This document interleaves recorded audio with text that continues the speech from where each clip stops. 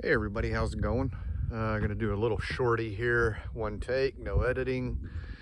I've had a thought for a while now. Behind me, I've got my cargo trailer.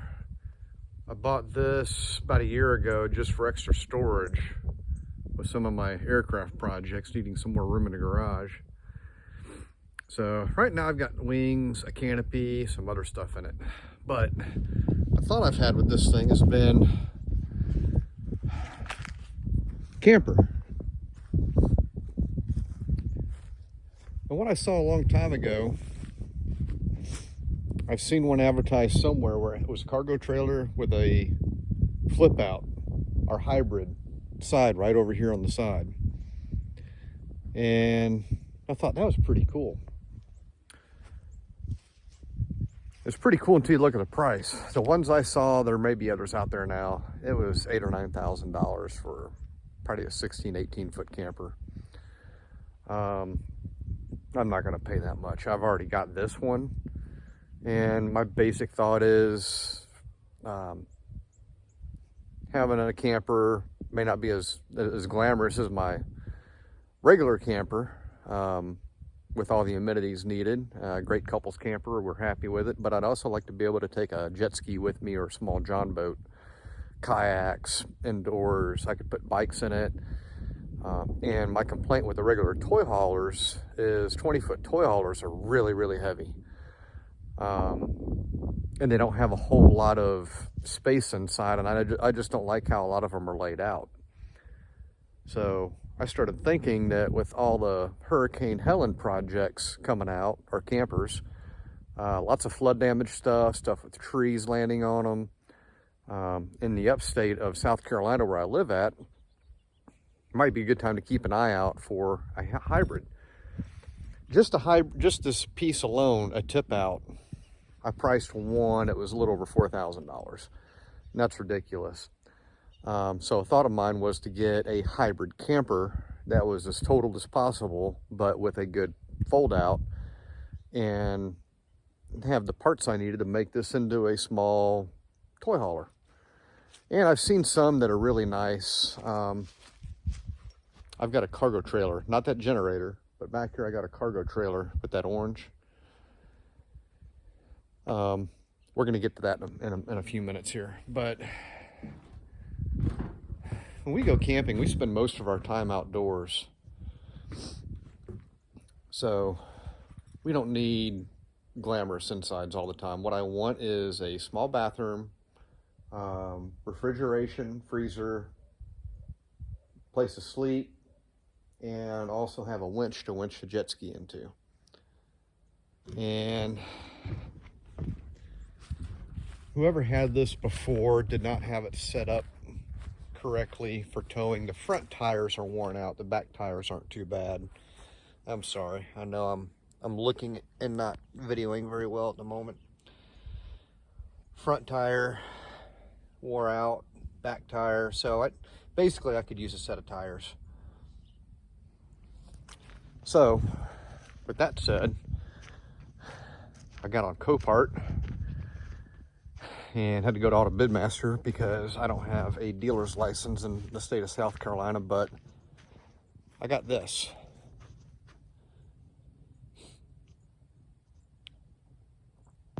Shamrock 233. And it doesn't look too bad from this angle. It looks a little cockeyed right now. That's because it's on kind of a slope. I just have it crammed back here for the moment. Most importantly, this is in great shape, this fold out. So that's a win. Probably asking what I paid for this. My bid was $50. I won this with a bid of $50 for a couple reasons. One, it is pretty messed up. Two, nobody would dare want to pay transport to go down the highway with this thing.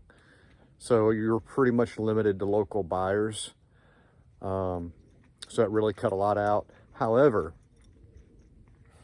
by the time you're done with the Copart fees, Auto Bidmaster fees, plus I discovered that Auto Bidmaster really prefers you to wire money now. So another $30 on top of my winning bid.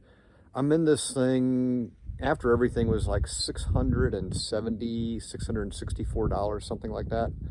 So after a few bucks of fuel, $30 for a wire transfer fee, I'm really in it for $700. However, this turned out to be a big W, big win. I was really looking at this just from the idea of this and also getting maybe some other goodies. However, let's take a look around. All right, I said one take, but my video sucks doing that angle. This is what we got. She had a tree land on her. She actually looks in pretty good shape too. But the front pop out, yeah, that's pretty bad. This one, you can see the frame. The frame is tweaked really good right in front of the forward axle. Jack, that works. They took their propane tanks and their battery, but oh well. And I'm curious, I'm gonna see if I can't get new bars and maybe new awning piece for this. See how much that is, because I could put that on my Apex and not have leaves and stuff getting on my slide out when I'm camping. So, extra little added bonus. This, yeah. Needless to say, I took back roads home, plus I had this thing strapped twice going around it, with one strap going from the forward strap over this to keep this in place. So we'll get with some of the winds. For one, that trailer back there, my cargo trailer has a bent axle on it from being overloaded and in a tight turn situation. And I've already measured this axle setup will work. And it's really easy. Once I get this cut away from the frame, it still all stays together, so my alignment will be spot on. Now, you may have also noticed something else. Goodyear Endurance tires, and they're not horribly old. So that's another win. These tires alone, just the tires before taxes, mounting, balancing, we're looking at $600. Storage, which is kind of way off center here. Oh, yeah. I'm surprised I didn't lose this going down the road. I guess this is to put the slide out in if you don't have battery power. I should check my Apex and see if I have one of these. Well, another win. So, by the time you're done with the mounting, balancing, taxes, probably, if not at 700, very, very close. So there's a win right there. That's $700 I don't have to spend on that. Also, for the axle kit with brakes, you're looking at over $700. So big win on that. But hey, I've got my plug-in over here. It's got a hot water heater. I have the hot water heater is the only thing I haven't checked out yet.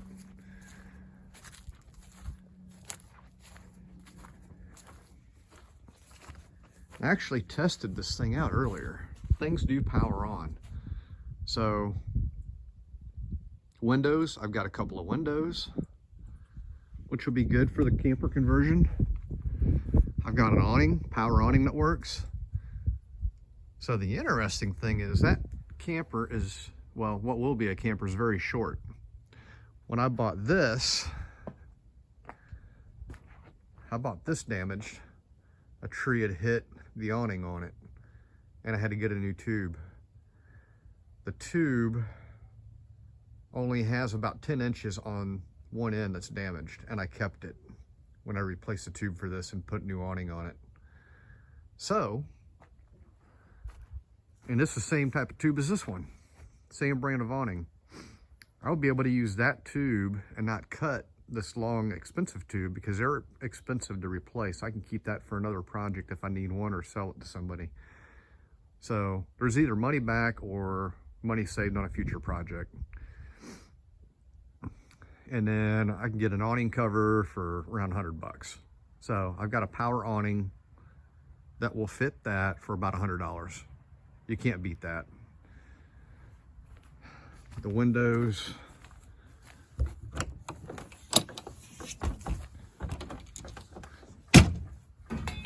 Inside, she is a mess.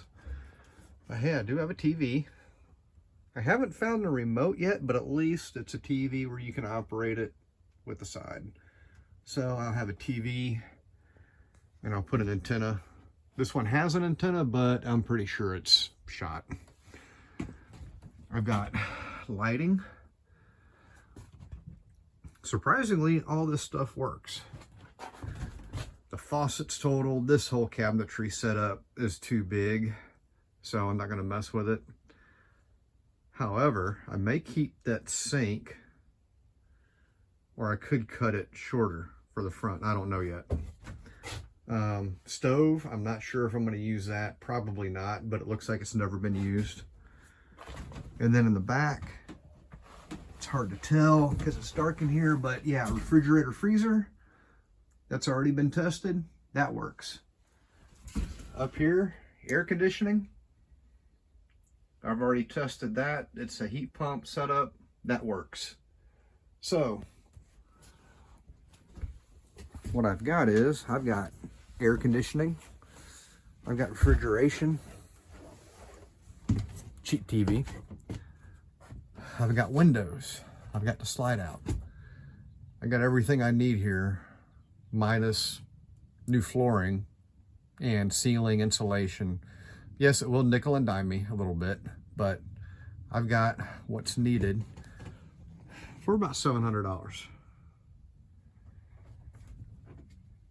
So, and I may use this for some upper cabinetry if I can put this back together.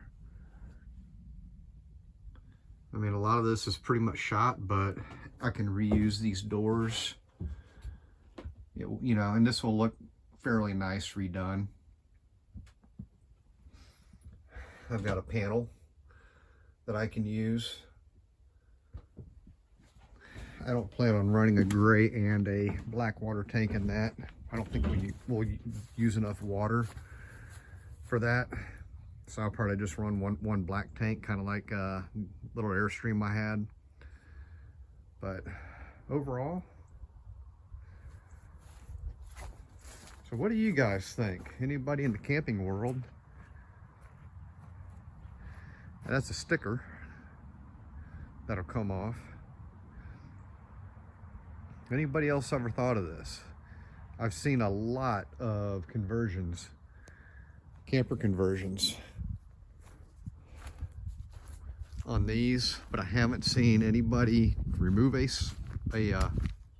tip out and install it on something else. So that is my thought. Also, I've even already got a storage container I can put on the front of this thing for added storage. I've also got the power jack now. So, or I may put propane on the front. I can weld on some angle iron and be able to do a propane setup. I'll probably have the battery located within the camper, but it'll be in an enclosed compartment, vented. I've also got, yeah, the fuse panel. I've got the charger. Everything needed. So this could be an interesting project. This is aluminum frame. That is steel frame.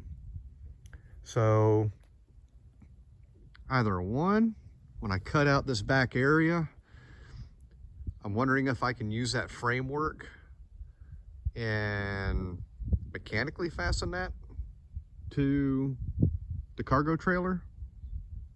Or if I can't find a good way to do that, at least this setup, I'll be able to copy this in steel and fabricate that and then put that setup over here for the structural support.